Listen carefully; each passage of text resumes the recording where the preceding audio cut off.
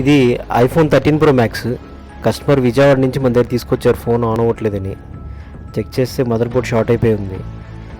ఈ phone repair చేయడానికి చాలా టైం పట్టింది. అప్రాక్సిమేట్ ఒక 8 అవర్స్ దాకా టైం పట్టింది ఓన్లీ ఒక్క ఫోన్ రిపేర్ చేయడానికి.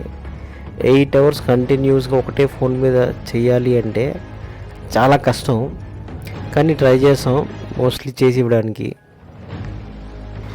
ఈ 13 సిరీస్లో ఎక్కువగా ఈ ఫోన్ డెడ్ అయ్యే ఇష్యూస్ ఉన్నాయి. అండ్ నెక్స్ట్ 13 ప్రో మ్యాక్స్ 13 ప్రోలో మీరు సాఫ్ట్వేర్ అప్డేట్ చేయడం వల్ల డిస్ప్లే వైట్ షేడ్ వచ్చే ప్రాబ్లమ్స్ కూడా ఉన్నాయి.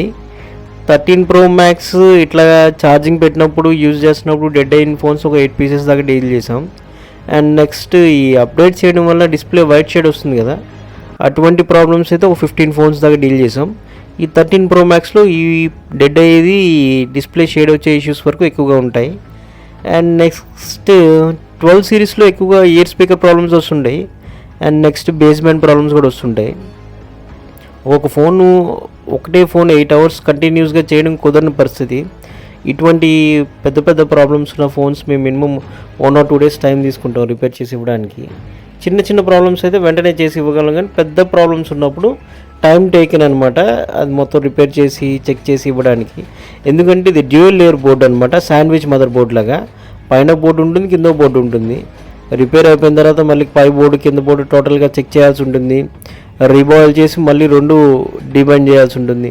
బైండ్ చేసిన తర్వాత మళ్ళీ టోటల్ చెక్ చేసి ఛార్జింగ్ అయినా చెక్ చేసుకొని ఫిట్ చేసుకొని ఇవ్వడానికి టైం పడుతుంది.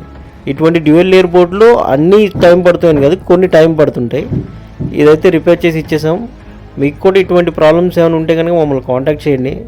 Brodipet 3rd line Guntur mobile integrated technologies.